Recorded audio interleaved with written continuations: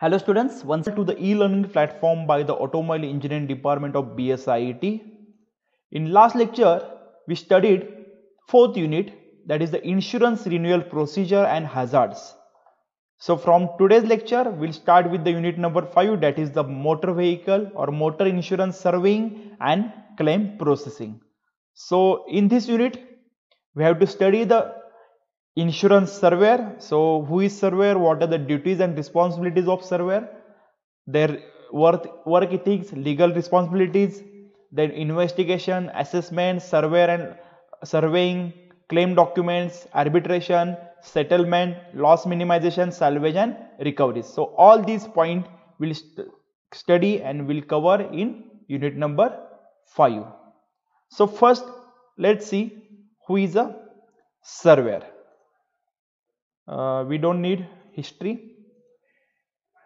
So in insurance sector, there are three main sectors of insurance: life insurance, general insurance and reinsurance.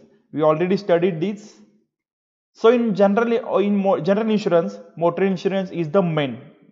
We are studying the motor insurance as per the Motor Vehicle Act 1988.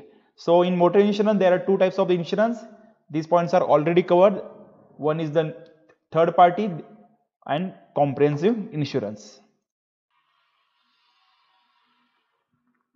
So first question comes to your mind is, who is a surveyor or law assessor? आता इथे images दिलेले आहेत, त्यामुळे तुम्हाला कळते की इथे गाडी आहे, इकडे होम आहे, दोन टाईपचे सर्वेयर्स आहेत. इथं ते इन्व्हेस्टिगेट करतात काय झालंय. प्लस खाली सर्वेयर जो दिलेला आहे, खाली जो सर्वेयर दिलेला आहे हा काय करतोय, इथे इमेजवरनं तुम्हाला काय कळतंय की हे गाडीचा ऍक्सिडेंट झालेला आहे आणि तो ऍक्सिडेंट झालेले इन्व्हेस्टिगेशन जे आहे ते हे सर्वेयर कडनं केलं जात आहे. म्हणजे गाडीचा लॉस काय झालाय का, बरोबर आहे, किती लॉस झालाय ते सगळं तो नोट डाऊन करत आहे.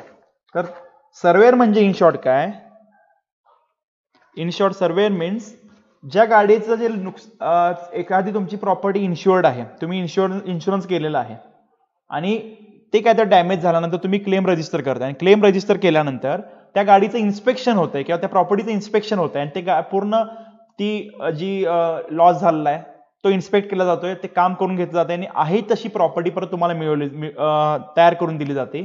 तर हे काम जे आहे हे सगळे सर्वेयरच्या किंवा लॉस असेसरच्या अंडर होत आहे.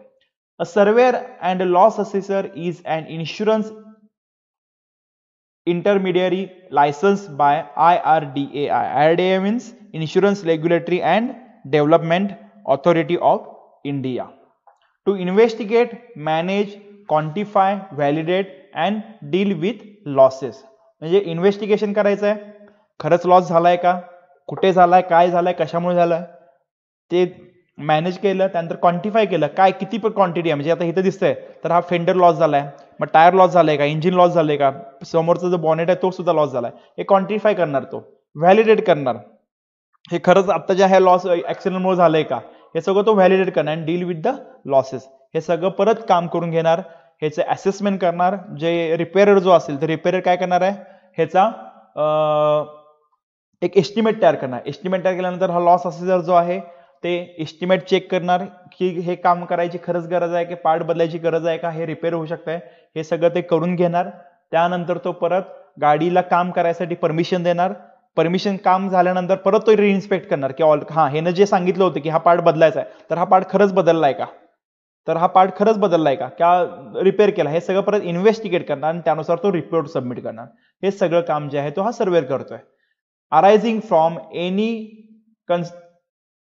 contingency on behalf of insurer or insured and report thereon and carry out the work with competence, objective and professional integrity by strictly adhering to the code of conduct stipulated under the law and regulation. म्हणजे काय, surveyor जो आहे हा in short insured आणि insurer मधला दुवा आहे.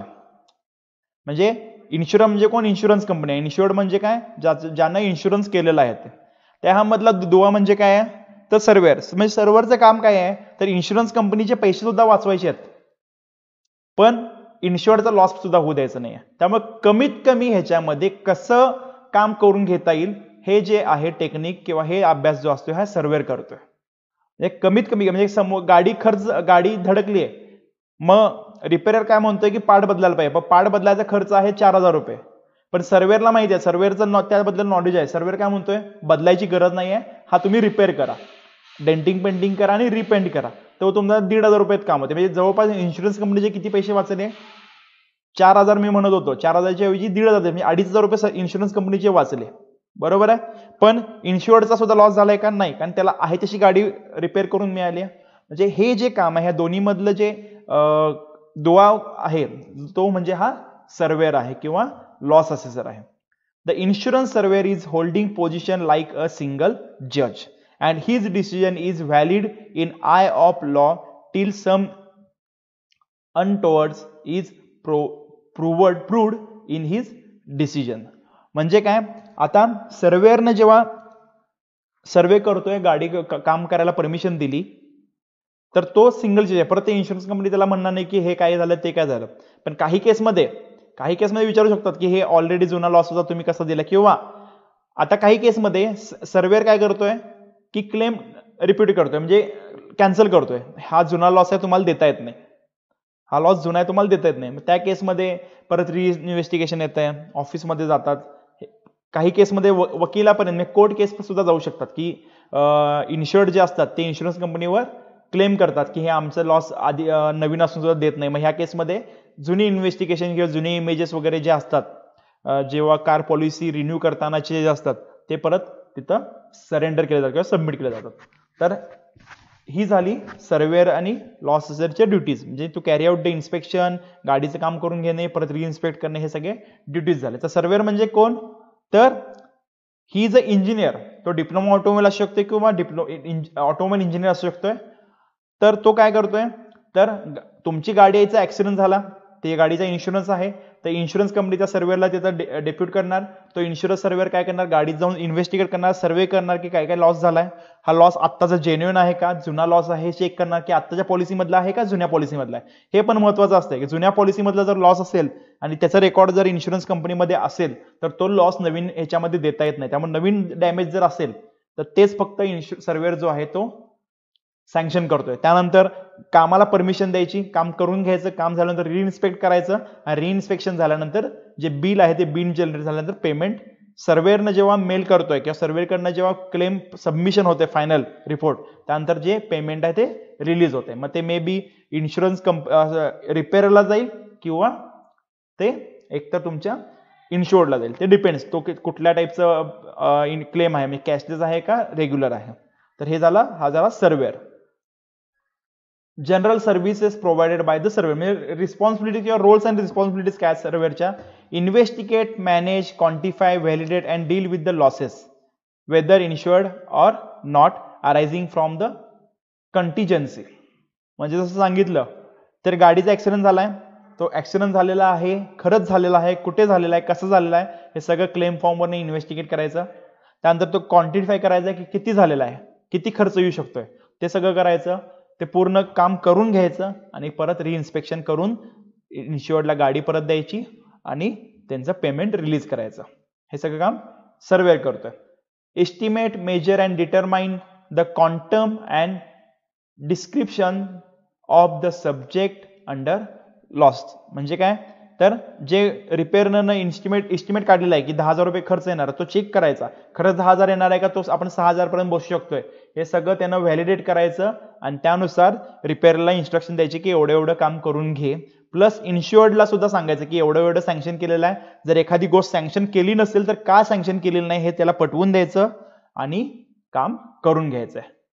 Conduct the inspection and reinspection of the property in the question suffering a losses. म्हणजे गाडीचं इन्स्पेक्शन झालंय, सर्वे झालाय, हे डॅमेज आहे, काम झाल्यानंतर क्लेम सबमिट करायच्या आधी किंवा क्लेम फायनलाइज करायच्या आधी गाडीचं रिइन्स्पेक्शन करायचं. खरंच मी ह्याला रिपेअर करायला सांगितलेलं रिपेअर केलंय का, किंवा मी याला पार्ट बदलायला सांगितलेलं पार्ट बदललाय का. काही केसमध्ये काय करतात, रिपेअर काय करतात, पार्ट बदलत नाहीत, तोच मी बदलायला सांगितला होता सर्वेअरनी पण ते बदलत नाहीत, रिपेअर करून बसवतात. म्हणजे काय, पैसे एकतर वाचवले, बरोबर आहे, पण इन्शुरन्स कंपनीकडनं पैसे घेतात. त्यामुळे रिइन्स्पेक्शन केलं जातं की हे खरंच पार्ट बदललेत का, आणि जे रिइन्स्पेक्शन केलेले पार्ट्स असतील, जे जुने बदललेले पार्ट, ते ह्या सर्वेअरच्या समोर डॅमेज केले जातात.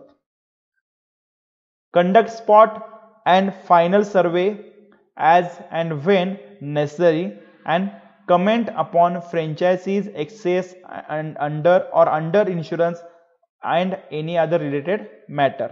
म्हणजे काही केसमध्ये म्हणजे तुम्हाला काहीतरी हे वाटले की हा नाही ऍक्सिडेंट झालेला नाही किंवा काही मेजर केस असतात ज्यामध्ये कोणाची डेथ झालेली असती किंवा मेजर इंजुरी झालेली असतात, त्या केसमध्ये स्पॉट सर्व्हे सुद्धा केला जातो की त्या स्पॉटवर जाऊन आजूबाजूच्या लोकांना विचारलं जातं हे खरंच आहे का, इथं झालेला होता का ऍक्सिडेंट, यामध्ये काय काय झालं होतं, चूक कोणाची होती, हे सगळं इन्व्हेस्टिगेशन सुद्धा सर्वेअरच करतो. ही ड्युटी सर्वेअरचीच आहे.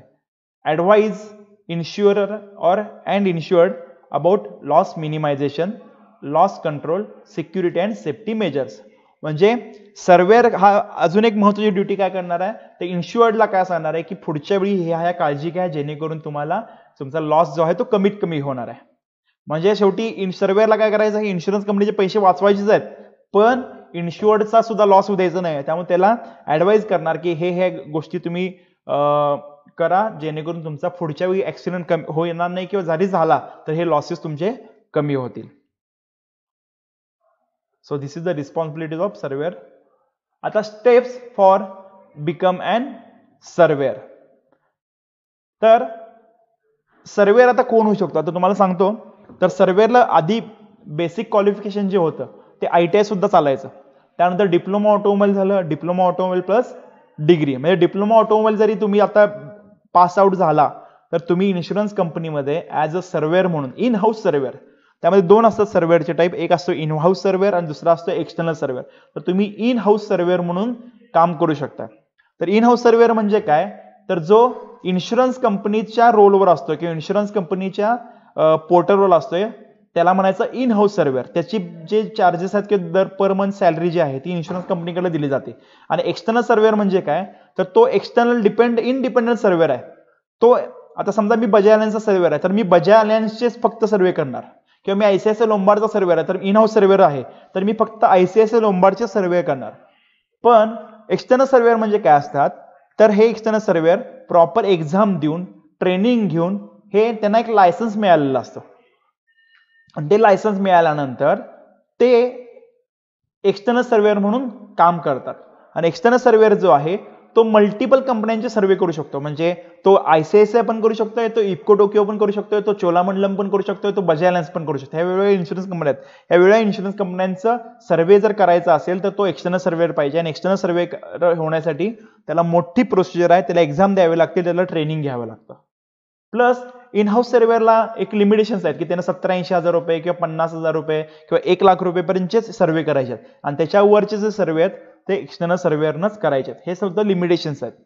तर एक्सटर्नल सर्वेअर व्हायचा, इन हाऊस सर्वेअर व्हायचा असेल तर तुम्हाला काय, फक्त तुम्ही डिप्लोमा होल्डर किंवा डिग्री होल्डर असेल ऑटोमोबाईलमध्ये तर तुम्ही डायरेक्टली इंटरव्ह्यू दिला, कंपनीने तुम्हाला ट्रेनिंग दिलं, तुम्ही डायरेक्टली इन हाऊस सर्वेअर म्हणून काम करू शकता. जर एक्सटर्नल सर्वेअर व्हायचा असेल, steps to become a surveyor, तुम्हाला सर्वेअरचा लायसन्स मिळवायचा असेल तर काय काय स्टेप प्रोसिजर आहे तर ते बघा. Registering on the BPA portal. आता BPA पोर्टल म्हणजे काय, BPA is the business analyst project और BPA. जो प्रोग्राम असणार आहे, पोर्टल असणार आहे त्याला म्हणायचं बिझनेस अनालिस्ट प्रोजेक्ट. तर BPA पोर्टल जो असणार आहे IRDA म्हणजे मग काय सांगितलेलं, insurance regulatory and development authority of India. यांचं जे BPA पोर्टल आहे त्या पोर्टलला रजिस्टर करायचं आहे, लॉग इन करायचं, रजिस्टर करायचं आहे. त्यानंतर सिलेक्टिंग द ट्रेनर. आता कसं असतं, मी कोल्हापूरमध्ये समजा मला पुढे काम करायचं आहे तर मला सिलेक्ट करताना ट्रेनर जो आहे बऱ्यापैकी मला बाहेरचा करावं लागतं. मी कोल्हापूरचे सर्वेअर त्यांचं कॉम्पिटिशन वाढतंय ते मला परमिशन देत नाहीत. तर मी कुठला जर बाहेरचा आउट ऑफ कोल्हापूरचं, कोल्हापूरपासून लांब आहे, सोलापूर आहे, पुणे, मुंबई आहे, इकडच्या एखादा एक्सटर्नल सर्वेअर मी सिलेक्ट करणार. त्याच्या अंडर मी 1 वर्ष ट्रेनिंग घेणार. म्हणजे जे त्याच्या अंडर मी काम करणार, एक्सटर्नल सर्वेअरच्या अंडर मी 1 वर्ष काम करणार. ट्रेनर ऍक्सेप्टन्स सर्टिफिकेट, म्हणजे त्याच्याकडनं मला, मी आता समजा सोलापूरचा एक ट्रेनर चूज केला तर त्याच्याकडनं मला ऍक्सेप्टन्स सर्टिफिकेट पाहिजे की मला की तो अप्रूव्हल देणार की सौरभ शिंदेना मी ट्रेनिंग द्यायला परमिशन आहे किंवा मला काय हरकत नाही, हे त्याच्याकडनं ऍक्सेप्टन्स सर्टिफिकेट असेल. त्यानंतर form number 3 trainee surveyor allotment. हा IRDAच्या वेबसाईटवर किंवा BPAच्या पोर्टलवर मिळतात की फॉर्म नंबर 3 मध्ये trainee surveyor allotment, me as a trainee surveyor म्हणून त्यांच्या अंडर अलॉट झालो.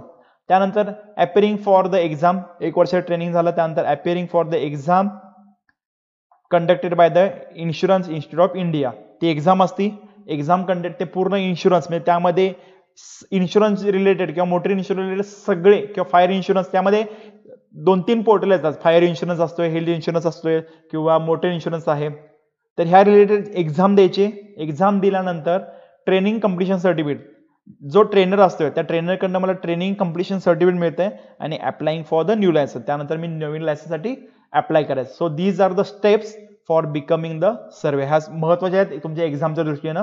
काय काय, पहिला बीपीए पोर्टलला रजिस्टर करायचं आहे, त्यानंतर ट्रेनर सिलेक्ट करायचा आहे, ट्रेनरकडनं अप्रुव्हल घ्यायचं आहे, त्यानंतर तुमचं अलॉटमेंट होतंय ट्रेनर ॲज अ ट्रेनी, त्यानंतर एक्झाम द्यायची आहे. एक्झाम दिल्यानंतर सर्टिफिकेट वगैरे डॉक्युमेंट सबमिशन करायचं आहे आणि लायसन्ससाठी अप्लाय करायचं आहे.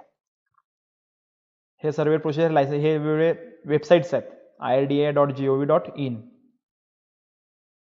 आता ट्रेनिंग डिपार्टमेंट ऑफ ट्रेनिंग कुठले कुठले आहेत? फायर आहे, मरीन आहे, मरीन हुल इन्शुरन्स आहे, इंजिनिअरिंग आहे, मोटर, मिसलेनियस आणि LOP एवढ्या टाईपचे आहेत.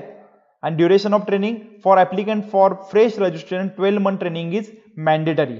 म्हणजे जो नवीन आहे, जे माझ्याकडे ऑलरेडी लायसन्स नाही आहे, तर मला 12 महिन्याचं कंपल्सरी ट्रेनिंग पाहिजेच. And for already or existing licence surveyor seeking additional departments the training period is for 6 month. म्हणजे ऑलरेडी समजा माझ्याकडे मोटर इन्शुरन्स सर्वेअरचं लायसन्स आहे, तर मी मरीनचं किंवा फायरचं मला घ्यायचं आहे, तर त्यासाठी मला 6 महिन्याचं अजून ट्रेनिंग घ्यावं लागेल. ॲट द टाइम तुम्ही 2 किंवा 3 लायसन्ससाठी अप्लाय करू शकताय. म्हणजे फायर इन्शुरन्स आणि मोटर इन्शुरन्स मला हे एका वेळी दोन्ही करायचे आहेत, तर ते दोन्ही सुद्धा मी अप्लाय करू शकतोय.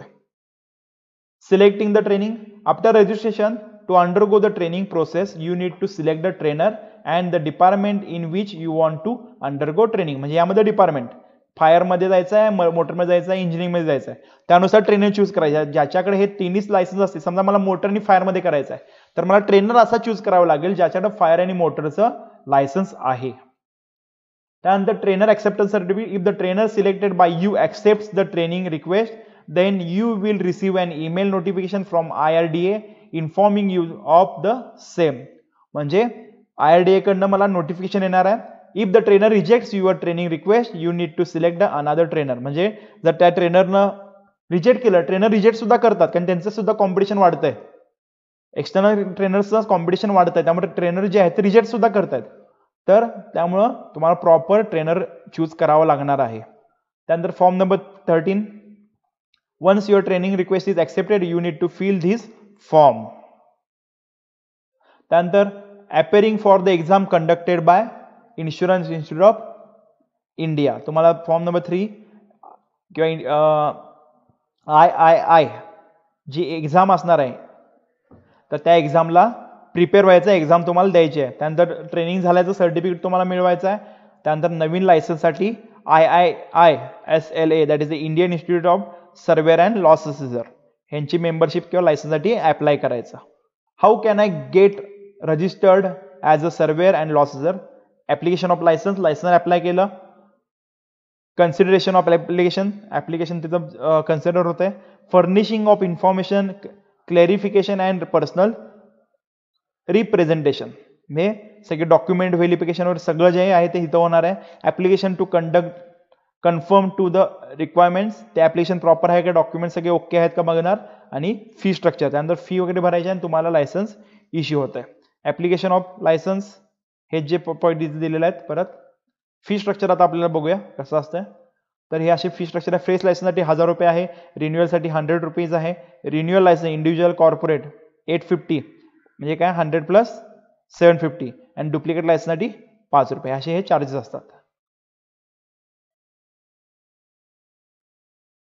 आता function perform by surveyor of survey करताना मगाशी बघितले तेच, to meet the person concern, त्या पर्सनला भेटायचं आहे ज्याचा ॲक्सिडेंट काय असेल. Visit the site of loss, जी आता समजा माझा गाडीचा ॲक्सिडेंट झाला इथं कावळे नाक्याला झालाय, तर तो मला भेटेल सर्वेअर. प्लस मी सांगितलं इथं ॲक्सिडेंट झाला तर त्या कावळे नाक्याला जाऊन ते गाडी कुठे ॲक्सिडेंट झाला ते चेक करेल. Take photograph, videography and of the loss, गरज असेल तर व्हिडिओ घेईल, नाहीतर फोटोग्राफ घेतले जातात. टू नोट द डॅमेज, काय काय डॅमेज झाले ते नोट केलं जातं, एस्टिमेट चेक केलं जातं, नोट द सेव्ड आयटम्स, काय काय वाचले ते पण नोट केलं जातं, getting the particulars of occurrence from the insured in writing with cause of loss and estimate of loss, हे सगळं म्हणजे क्लेम फॉर्म भरून घेतलं जातो. कॉटन क्लेम और loss to perishable items are to be settled on the spot even overnight in the interest of insurer and for the claim. काही केसमध्ये तुम्हाला स्पॉट सर्वे हे करावेच लागणार आहेत. तर हे ड्युटीज आहेत, मग सुद्धा बघितल्या होत्या, ह्या सुद्धा ड्युटीज आहेत.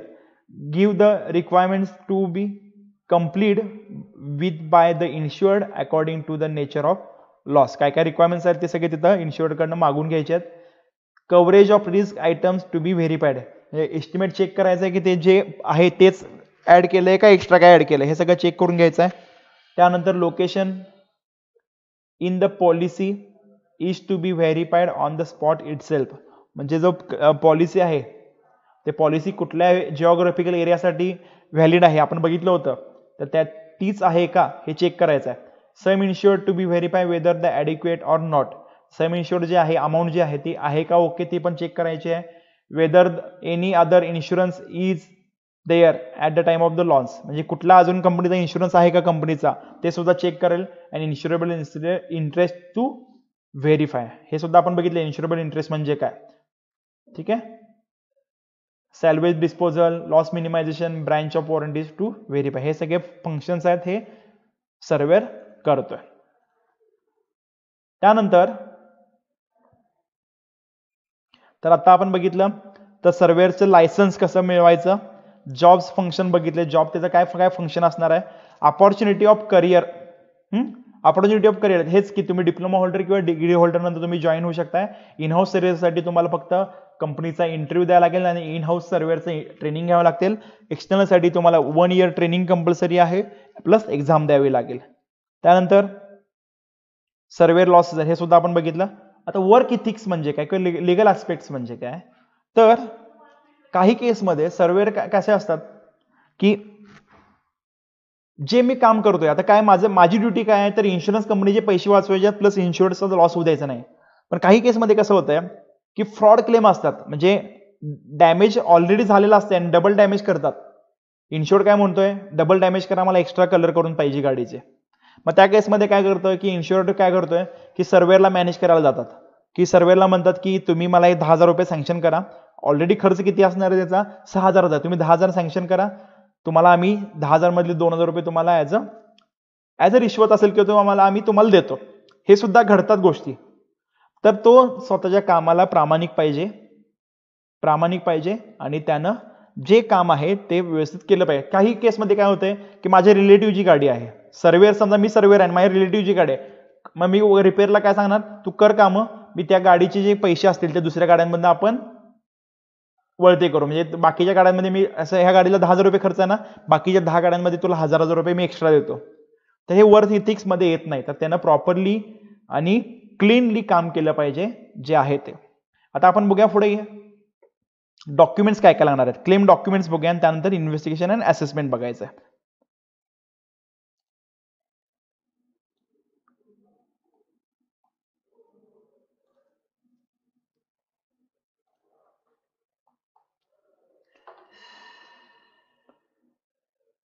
आता त्यासाठी 2-3 एक तर पहिला थर्ड पार्टी क्लेमसाठी वेगळे डॉक्युमेंट्स आहेत आणि ओन डॅमेजसाठी वेगळे डॉक्युमेंट्स आहेत. तर आपण 2 ऑप्शन आहेत आपल्याला, एक आहे आदित्य बिर्ला कॅपिटल आणि हे लिंक मी मोडेलवर अपलोड करतोय. तर पहिली आहे document required for to file motor vehicle insurance, आपण बजाज फायनान्स बघतोय ते सिंपल आहेत. तर following are the documents required for claim. तर पहिलं काय proof of insurance, policy document और कव्हर नोट. आता कव्हर नोट सध्या नसतंय तर पॉलिसी डॉक्युमेंट किंवा पॉलिसी फॉर्मच पाहिजे which mention your policy number, ज्यामध्ये तुमच्या पॉलिसीचा नंबर असणार आहे प्लस इन्शुअर्डची नावं डिटेल्स असणार आहेत. इंजिन नंबर, चासीस नंबर सुद्धा तुम्हाला लागणार आहे. Accident details like location, date and time of accident हे सगळे डिटेल्स लागणार आहेत. किलोमीटर लागणार आहे, गाडीचं रेडिंग लागणार आहे. त्यानंतर ड्युली फिल्ड क्लेम फॉर्म लागणार आहे. FIR in case of third party damage, म्हणजे FIR कधी लागणार आहे, समजा गाडी जाऊन नुसती धडकली आहे, खर्च गाडीला फक्त स्क्रॅचेस पडलेत किंवा मायनर डॅमेजेस असतील तर त्या केसमध्ये तुम्हाला FIR लागत नाही. कधी लागतंय, माझ्या गाडीमुळे दुसऱ्या प्रॉपर्टीचं नुकसान झालं आणि त्यानं माझ्यावर समजा काय केस केली असेल किंवा थर्ड पर्सन इंज्युअर्ड झालाय, गाडीतला एखादा पर्सन इंज्युअर्ड झालाय, त्या केसमध्ये मला FIR लागणार आहे. RC कॉपी म्हणजे रजिस्ट्रेशन सर्टिफिकेटची कॉपी आणि ड्रायव्हिंग लायसन्स कॉपी. आता जो ड्रायव्हर आहे त्याची ड्रायव्हिंग लायसन्स कॉपी तिथं पाहिजे, प्लस पॅन कार्ड लागतं, आधार कार्ड लागतं, असे वेगवेगळे डॉक्युमेंट्स लागतात तुम्हाला. आता ऍक्सिडेंट क्लेम जर असेल तर ऍक्सिडेंट क्लेमला काय काय डॉक्युमेंट लागतात, तर पोलीस पंचनामावर FIR. हे सांगितलं तुम्हाला की जर मेजर लॉस असेल तरच तुम्हाला लागणार आहे किंवा थर्ड पर्सन इंजुरी असेल तरच तुम्हाला हे पोलीस पंचनामावर FIR लागणार आहे. टॅक्स रिसिप्ट किंवा RC, estimate of for repairs from the repairer, म्हणजे जे खर्च आहे तो त्याचा इस्टिमेट लागणार आहे रिपेअरर कडनं. Original repair invoice payment received, हे पेमेंट नंतरचे डॉक्युमेंट्स आहेत. Claim discharge cum satisfaction voucher आणि vehicle inspection address if you have not taken the vehicle to the nearest garage. हे झालं accident claim related. Theft claim असेल तर tax payment receipt असेल, म्हणजे गाडी तुमच्या नावानं आहे त्याची रिसिप्ट आहे, RC आहे. प्रिव्हियस इन्शुरन्स डिटेल्स, तुमच्या गाडीची पॉलिसी डिटेल्स सगळे असतील. गाडीचे की सेट पाहिजे, गाडीची की सेट जर एक हरवला असेल आणि एकच असेल तर तुम्हाला ह्या केसमध्ये इन्शुरन्स मिळू शकत नाही. तर गाडीचे दोन्ही कीज पाहिजेत, सर्व्हिस बुक पाहिजे, वॉरंटी कार्ड पाहिजे, फॉर्म नंबर जे असतात 28, 29, 30 हे सुद्धा लागणार आहेत तुम्हाला. लेटर ऑफ सबरोगेशन, त्यानंतर क्लेम डिस्चार्ज व्हाउचर, हे तुम्हाला सगळं दाखवतं काय काय आहेत. Third party duly sign claim form, FIR, driving licence, policy copy, RC copy and stamp required in case of the vehicle original document. Vehicle original document असेल तर ते स्टॅम्प, असे डॉक्युमेंट्स आहेत. तर इथं पण बघा क्लेमसाठी काय काय, पॉलिसी नंबर तुम्हाला लागणार आहे. क्लेम करायसाठी डिटेल्स काय काय लागणार, मगाशी बघितलं असं पॉलिसी नंबर आहे, इंजिन चॅसी नंबर आहे, कॉन्टॅक्ट नंबर आहे, डिटेल्स ऑफ द इन्शुअर्ड जो आहे त्याचा आहे, डिटेल्स ऑफ द ऍक्सिडेंट कुठं झालाय, date time place, details of the motor vehicle म्हणजे गाडीचा नंबर, क्लास, मॅन्युफॅक्चर हे सगळे लागणार आहेत. अप्रॉक्सिमेट लॉस किती आहे ते फोटोज असतील प्लस एस्टिमेट आहे. डिस्क्रिप्शन ऑफ द इव्हेंट, गाडीचा ऍक्सिडेंट झालाय का, चोरी झाले का, अजून काय झालंय. Details of the other vehicle involve, म्हणजे गाडी दुसऱ्या गाडी बरोबर जर धडकली असेल तर ते सुद्धा डिटेल्स तुम्हाला लागणार आहेत. Declaration and contact details of witness, जर मेजर ऍक्सिडेंट असेल तर तिथल्या विटनेसचं तुम्हाला डिक्लेरेशन आणि कॉन्टॅक्ट नंबर लागणार आहे आणि क्लेम रेफरन्स नंबर लागणार आहेत. Documents required for filling the motor insurance claim, duly filled and sign claim form, हा क्लेम फॉर्म लागणार आहे. त्यानंतर टॅक्स रिसिप्ट लागते, कॉपी ऑफ इन्शुरन्स पॉलिसी लागते, त्यानंतर copy of vehicle RC. Tax receipt नसेल तर चालेल, RC असेल, नवीन गाडी असेल तर टॅक्स रिसिप्ट लागतात, नाहीतर RC is sufficient. Licence copy of driver, जो गाडी तेव्हा चालवत होता त्याचं लायसन्स पाहिजे. Copy of FIR in case of injury, estimate पाहिजे, त्यानंतर बिल पाहिजे, फोटोग्राफ्स पाहिजे आणि व्हेकल इन्शुरन्स इन्स्पेक्शनचे फोटोज पाहिजेत. एवढे डॉक्युमेंट्स तुम्हाला लागणार आहेत. So these are the documents, claim documents required for the insurance. आता क्लेम फॉर्म कसा असतो तुम्हाला दाखवतो. This is the claim form for Bajaj Allianz. Bajaj Allianz हा क्लेम फॉर्म आहे. इथं पॉलिसी डिटेल्स सगळे भरायचे आहेत. पॉलिसी नंबर आहे, कव्हर नोट असेल कव्हर नोट आहे, name of insured, mobile, city, address, हे सगळे डिटेल्स तुमचे भरले. त्यानंतर दुसरं काय, व्हेकल लॉस डिटेल्स, गाडीचे आहे, ऍक्सिडेंट झालाय का, थेफ्ट झालाय, चोरी गेले, म्हणजे व्हेकलचा RC नंबर आहे, चासी नंबर आहे, इंजिन नंबर आहे, हे सगळे डिटेल्स द्यायचे आहेत. ऍक्सिडेंटचे डेट, टाइम सगळं भरायचं आहे. नंबर ऑफ ऑक्युपंट्स, किती जण गाडीमध्ये होते, पोलीस रिपोर्ट गरजेचा आहे, येस ऑर नो, हे सगळे डिटेल्स द्यायचे आहे. असेल तर FIR नंबर लिहायचा इथं, name of the police station, सगळे डिटेल्स इथं भरायचे आहेत, हे गरज असेल तर, नाहीतर फक्त गाडीची इन्फॉर्मेशन सगळं लिहायची आहे. त्यानंतर ड्रायव्हर डिटेल्स, जो ड्रायव्हर आहे त्याचं नाव, त्याचं लायसन्स, त्याचं इश्युइंग ऑथॉरिटी कोण आहे, MH कोल्हापूरचा असेल तर कोल्हापूर RTO असेल, ड्रायव्हिंग लायसन्स नंबर असतोय आणि रिलेशनशिप विथ इन्शुर्ड, म्हणजे स्वतः तो ड्रायव्हर होता किंवा रिलेटिव्ह होता, फ्रेंड होता, हे सगळं तुम्हाला डिटेल्स इथं टिक मार्क करायचे. स्टेटमेंट, गाडीचा ऍक्सिडेंट कसा झाला ते तुम्हाला इथं स्टेटमेंट इथं लिहायचं आहे.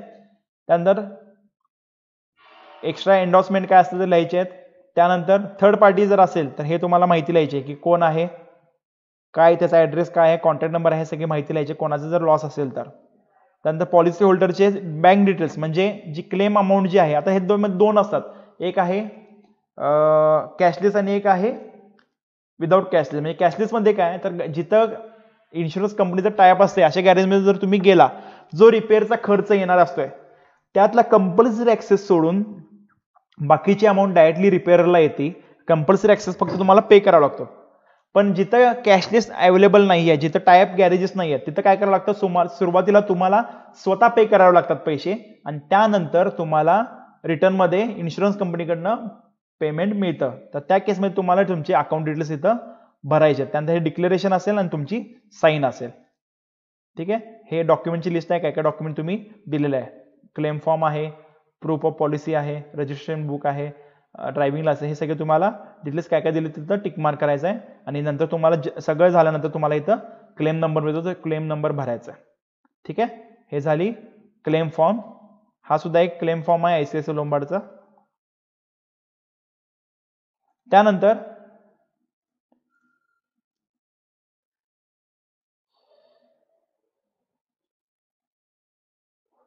प्रोसेस बघा कशी असते, क्लेम कशी करायची. माझ्या गाडीचा ऍक्सिडेंट झाल्यानंतर मी पर्टिक्युलर ज्या, समजा माझ्या बजाज अलायन्सचा असेल तर बजाज अलायन्सचा कॉल सेंटरचा नंबर असेल, त्या कॉल सेंटरला फोन करणार. दुसरा असेल तर दुसऱ्या नंबरला कॉल करणार. दोन आहेत, एक कॅशलेस आहे आणि एक रिइम्बर्समेंट क्लेम प्रोसेस आहे. तर पहिला कॅशलेस जर असेल तर त्यामध्ये मी कस्टमर केअरला फोन करणार. कस्टमर केअरला फोन करून इंटिमेट करणार की माझ्या गाडीचा असा असा लॉस झालेला आहे, माझी गाडी इथं लॉस झालेला आहे, असा लॉस झाला, मी ह्या गाडीला धडकलो, हे सगळी इन्फॉर्मेशन त्यामध्ये विचारली जाते. गाडीचा RC नंबर काय, चासी नंबर काय, इंजिन नंबर काय, कोण चालवत होतं, कशामुळे झाला, कसं झाला, हे सगळे डिटेल्स तुम्हाला कॉल सेंटरवर विचारतात. ते रेकॉर्ड केलं जातं. त्यानंतर तुम्हाला एक क्लेम नंबर मिळाला जातो. क्लेम नंबर मिळाल्यानंतर सर्वेअर अपॉइंट होतात. सर्वेअर अपॉइंट केला जातो. सर्वेअर काय करतो, ती गाडी कुठं आहे, म्हणजे तुम्हाला इथं विचारलं जातं कॉल सेंटरला की गाडी तुम्ही कुठं सोडले, कुठल्या लोकेशनला सोडले, हे सगळं नोट डाऊन केल्यानंतर सर्वेअर अपॉइंट केलं जातं. सर्वेअरला सांगितलं जातं की ही गाडी इथं इथं आहे. तर तो सर्वेअर येतो, गाडी इन्स्पेक्ट करतो. तुम्ही कॉल सेंटरला सांगितलेलं जे आहे प्लस तुम्ही क्लेम फॉर्म जो भरलेला आहे हे सगळं चेक करतो सर्वेअर की बरोबर सांगितलेलं आहे, सांगितलेली माहिती आणि इथली माहिती सेम भरलेली आहे का, हे सगळं बघितलं जातं. सर्वे करतो, इन्स्पेक्शन करतो. त्यानंतर provide requested documents to surveyor, म्हणजे जे सर्वेअरनं डॉक्युमेंट सांगितलेत, RC, chassis number, engine number किंवा ड्रायव्हर लायसन्स, जे सगळे डॉक्युमेंट्स आहेत ते सर्वेअरला प्रोव्हाइड करायचे. त्यानंतर सर्वेअर क्लेम अप्रूव्ह करतो की हा हे जेन्युइन आहे, क्लेम अप्रूव्ह करा. अप्रूव्ह केल्यानंतर मी एस्टिमेट करतो, एस्टिमेट चेक करतो. एस्टिमेट चेक केल्यानंतर कामाला परमिशन देतो. परमिशन झाल्यानंतर काम करून घेतो. त्यानंतर क्लेम अप्रूव्हल होतं. अप्रूव्हल झाल्यानंतर पेमेंट जे आहे ते डायरेक्टली रिपेअरच्या अकाउंटला पाठवले जातात. हे कॅशलेस झालं. आणि नॉर्मल याच्यामध्ये काय होतं, सेम इन्शुरन्स कंपनीला कॉल करायचं, सगळी माहिती द्यायची, सर्वे डेप्यूट केले जातात, सर्वेअर येतो, सर्वे करतो, डॉक्युमेंट आपण सबमिट करतो. त्यानंतर पेमेंट जे आहे, हे पेमेंट जे आहे ते आपण पहिल्यांदा रिपेअरला देतो आणि त्यानंतर जेवढी अमाऊंट जी क्लेम सँक्शन झालेला आहे, अमाऊंट सँक्शन जी झालेली आहे तेवढी इन्शुरन्स कंपनीकडनं आपल्या अकाउंटला तेवढे चार्जेस येतात. So this is the claim process. आता इथे एक व्हिडिओ त्यामध्ये तुम्हाला बघून घ्या. की कार का एक्सीडेंट हो गया। उसने गाड़ी वहीं तुरंत रोक दी और आगे बिल्कुल भी नहीं बढ़ा क्योंकि कार बुरी तरह से डैमेज हो चुकी थी। राज को नहीं पता था कि इंश्योरेंस कैसे क्लेम करे, इसीलिए उसने तुरंत इंश्योरेंस कंपनी के टोल फ्री नंबर पे कॉल किया, सारा प्रोसेस अच्छे से समझा और फिर तुरंत ही अपना इंश्योरेंस क्लेम कर दिया। क्योंकि गाड़ी को हिलाया भी नहीं जा सकता था, इसीलिए उसे गाड़ी को सबसे पास के गैराज में टो करवा दिया। आपको इस टोइंग कॉस्ट की चिंता करने की जरूरत नहीं है क्योंकि ज्यादातर इंश्योरेंस कंपनीज इसकी भरपाई कर देती है। अब जबकि राज को कैशलेस सुविधा चाहिए थी, इसीलिए वो गाड़ी को उस गैराज में लेकर गया जो इंश्योरेंस कंपनी के नेटवर्क से जुड़ा हुआ था। यानी कि जब तक कार पूरी तरह से रिपेयर नहीं हो जाती, उसे कुछ भी पैसे देने की जरूरत नहीं है। इसके बाद इंश्योरेंस कंपनी से एक सर्वेयर गैराज आता है और डैमेज कार के रिपेयर की एस्टिमेटेड कॉस्ट निकालता है। जो भी रिपेयर कॉस्ट बताया गया वो सर्वेयर ने अप्रूव कर दिया। कार पूरी तरह से ठीक हो गई और गैराज ने राज को कॉल करके अपनी कार ले जाने को कहा। हालांकि इस रिपेयर का पूरा खर्चा इंश्योरेंस कंपनी उठाती है और पॉलिसी लेने वाले को कोई पैसा खर्च नहीं करना पड़ता है, सिवाय कुछ चीजों के जो स्क्रीन पे दिखाई दे रही है।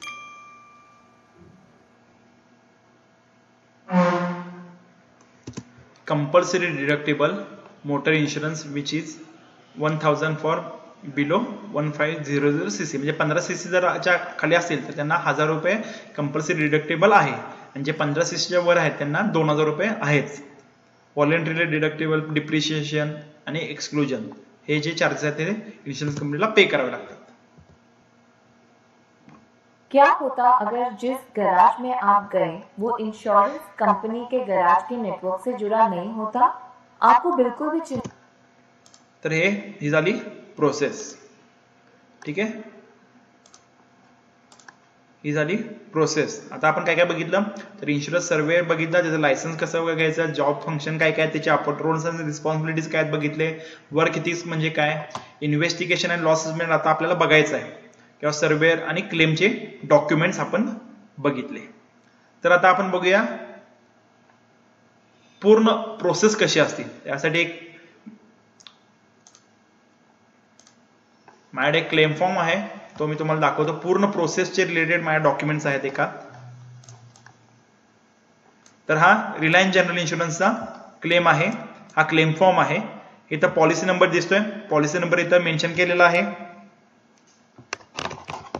त्यानंतर पॉलिसी आहे कधीपासून कधीपर्यंत आहे, तर आता हे ऑक्टोबर 2020 पर्यंत आहे. समजा पिरियड संपला असता तर हा क्लेम ह्याला मिळाला नसता. त्यानंतर त्याचं पूर्ण नाव आहे, त्यानंतर ऍड्रेस आहे पुण्याचा आहे, त्यानंतर नियरेस्ट लँडमार्क जे आहे ते सगळी माहिती दिलेली आहे तो त्यांनी. त्यानंतर ईमेल ID, त्याचा कॉन्टॅक्ट नंबर, हे सगळे डिटेल्स भरले. व्हेकलची डिटेल्स आहेत, गाडीचा रजिस्ट्रेशन नंबर, त्यानंतर date of registration, Swift Dzire गाडी आहे, सगळी माहिती भरली. त्यानंतर डिटेल्स ऑफ ऍक्सिडेंट कधी झाला, गंगावेशमध्ये झाला. गाडी कुठे सोडली, साई सर्व्हिसमध्ये सोडली. कसं झालंय, मागून येणाऱ्या मोटरसायकल वाल्याने एक जोराची धडक माझ्या गाडीला मागच्या बाजूस दिली व गाडीचे नुकसान झाले. हे सगळं प्रिस्क्रिप्शन त्यानं लिहिलं. त्यानंतर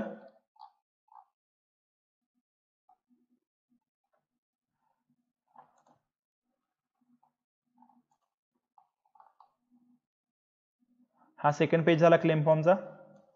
त्यामध्ये काय काय आहे, ड्रायव्हर डिटेल्स, कोण ड्रायव्हर होतं त्याचे डिटेल्स आहेत सगळे, लायसन्स वगैरे सगळे डिटेल्स यामध्ये दिलेले आहेत. त्यानंतर details required only for commercial vehicle, ही कमर्शियल व्हेकल आहे का डिझायर, नाही. त्यानंतर is there any third party, no. तर additional information, no. Add on covers काय आहेत का, नाही. बँक NEFT काय गरज नाही, कारण का तिथे कॅशलेस होते, साई सर्व्हिसमध्ये कॅशलेस होते. आणि सगळं जे आहे डिटेल्स सगळे मी भरले, हे माझ्या बरोबर आहेत आणि मी इथं सही करतो. हा झाला क्लेम फॉर्म. आता ह्या क्लेम फॉर्म भरल्यानंतर किंवा हे तुम्ही कस्टमर केअरला इन्फॉर्म केल्यानंतर कस्टमर केअर सर्वेअर अपॉइंट करतात. सर्वेअर येतो जागेवर, सर्वेअर या गाडीचा आता फोटो काढतोय. आता सर्वेअर गाडीचे कसे कसे फोटो, प्रत्येक अँगलने गाडीचे फोटो घेतले जातात. हा फ्रंट अँगल एका साईडून घेतलाय, या साईडून मागून घेतलेला आहे, या साईडून घेतलेला, प्रत्येक साईडने हे गाडीचे फोटोज घेतले जातात. त्यानंतर गाडीचं रिडिंग, स्पीड किती किलोमीटर रिडिंग झालेलं आहे ते घेतले जातात. त्यानंतर हा चासी नंबर आहे, हा हे सगळे डिटेल्स घेतले. आता डॅमेज कुठे आहे, तर गाडीचं डॅमेज इथं आहे, तर त्या गाडीचा साईडून पहिला लॉंग व्ह्यू एक घेणार, त्यानंतर जवळून व्ह्यू घेणार. आता इथून धडकलेली आहे म्हणजे आतून सुद्धा डॅमेज असू शकते गाडी, तर त्यासाठी हा बंपर काढून आतमध्ये काय डॅमेज झालं ते सुद्धा चेक केलं जातं. आता हे डॅमेज आहे म्हणजे बंपर डॅमेज आहे, मागचा बंपर डॅमेज आहे. बंपर डॅमेज प्लस हा जो मागचा फायरवॉल जी दिसते ही सुद्धा डॅमेज झाली दिसते, हा द डेंट आहे. एवढं हे एस्टिमेट मध्ये पाहिजे. तर हे आहे एस्टिमेट, कोणी दिलेला आहे, साई सर्व्हिसनं दिलेला आहे एस्टिमेट, रिलायन्स जनरल इन्शुरन्सच्या नावानं. तर काय काय, मागचा बंपर बदलावाच लागणार आहे का, रिपेअर होऊ शकतोय का, नाही होऊ शकत, कारण काय बघा इथं होल पडलेला आहे, तर हा बंपर रिपेअर होऊ शकत नाही. त्यामुळे बंपरची किंमत दिलेली आहे 2305 रुपये. त्यानंतर लेबर काय काय लागणार, आता फक्त बंपर तुम्हाला रिपेअर करायचा, रिप्लेस करायचा, पार्ट एकच लागतोय बंपर. आता काय काय लागणार आहे, पेंटिंगसाठी paint, skirt panel, metallic. Skirt panel म्हणजे काय, जो हा पॅनल आहे हा जरासा फक्त चेप ओढणार आहेत, चेपा काढणार आहेत, आणि एवढासा कलर करायसाठी त्यांनी 1600 रुपये लावले होते. किती लावले होते, 1600 रुपये. पण इन्शुरन्स काय, सर्वेअर काय म्हणणार, काय गरज नाहीये, तुम्ही एवढाच पेंट करा, एवढाच पेंटसाठी मी तुम्हाला 200 रुपये देतो. आणि ते सुद्धा काय इन्शुर्ड मान्य होते का, तर हा पार्ट दिसत नाही, बंपरच्या आतमध्ये जातोय. त्यामुळे इन्शुरन्स सर्वेअर काय करतो, इथं इन्शुरन्स कंपनीचे पैसे वाचवले, प्लस इन्शुरन्सचा सुद्धा लॉस होऊ दिला नाही. याला रिपेअर करून घेतलं, कलर दिले, पण एवढ्याशा पार्टला कलर करण्यासाठी 200 रुपये लागतात. तर त्यांनी सर्वेअरनं काय केलं, इथं 200 रुपये सँक्शन केले. त्यानंतर कट अँड रिपेअर फ्लोअर, मागचा रिपेअर करायची गरज आहे का, नाही आहे, नुसतं ओढून घ्या रिपेअर होतं, त्यामुळे कटिंग वेल्डिंगचे जे पैसे आहेत त्याने कॅन्सल केले. त्यानंतर पेंट रिअर फ्लोअर, त्याला जास्तीत जास्त 600 रुपये लागणार आहे, 600 रुपये त्यानं सँक्शन केले. स्ट्रिपिंग चार्जेस म्हणजे बंपर काढायचा आणि बसवायचे चार्जेस 350 रुपये बसवलेले आहेत. आणि पेंट ऑफ बंपर, बंपर जो येतोय तो हा नॉर्मल कलरमध्ये येतात सगळे बंपर, त्याला आपल्याला हा मेटॅलिक कलर द्यायचा, त्याला 4,500 रुपये ह्यांनी सँक्शन केले. एवढे सँक्शन केल्यानंतर जे असेल त्यानं एस्टिमेट कितीचं केलं होतं, 17,416चं केलं होतं, 14चं केलं होतं, पण ऍक्च्युअल त्याला फायनल अमाऊंट जी येते इथे दिसते, हे जे बिल आहे हे फायनल बिल आहे. बिल कितीचं झालंय, फक्त 8,000चं आहे. म्हणजे त्यामध्ये बघा स्ट्रिपिंग चार्जेस 350 रुपये लावले होते, बंपरची किंमत जे पेंटिंग चार्जेस जे सगळे मिळून 5,204 रुपये आणि डेंटिंग चार्जेस 300 रुपये आणि बंपरचे चार्जेस 1,800 रुपये दिसतंय. जे सर्वेअरनं सँक्शन केले होते डेंटिंग चार्जेस किती सांगितले होते, तर 300 रुपये सांगितले होते हा, आणि पेंटिंग चार्जेस किती दिले होते, 450 + 600 म्हणजे किती, 5,100. 5,100 आणि इथे एक थोडेसे 200 म्हणजे 5,300 वगैरे चार्जेस दिले होते. बिलामध्ये तेवढेच आहेत का, पेंटिंग चार्जेस 5,205 एवढेच दिलेले आहेत. डेंटिंग चार्जेस 300 रुपये आणि स्ट्रिपिंग चार्जेस 370 रुपये. म्हणजे एस्टिमेट किती दिलं होतं इन्शुरन्स रिपेअररनं, 17,000चं दिलं होतं. पण सर्वेअरनं काय केलं, जे गरजेचं आहे तेवढंच करून हे एस्टिमेट निम्म्यावर आणलं, 8,000 रुपयेवर आणलं आणि 8,000 रुपये बिल सँक्शन केलं.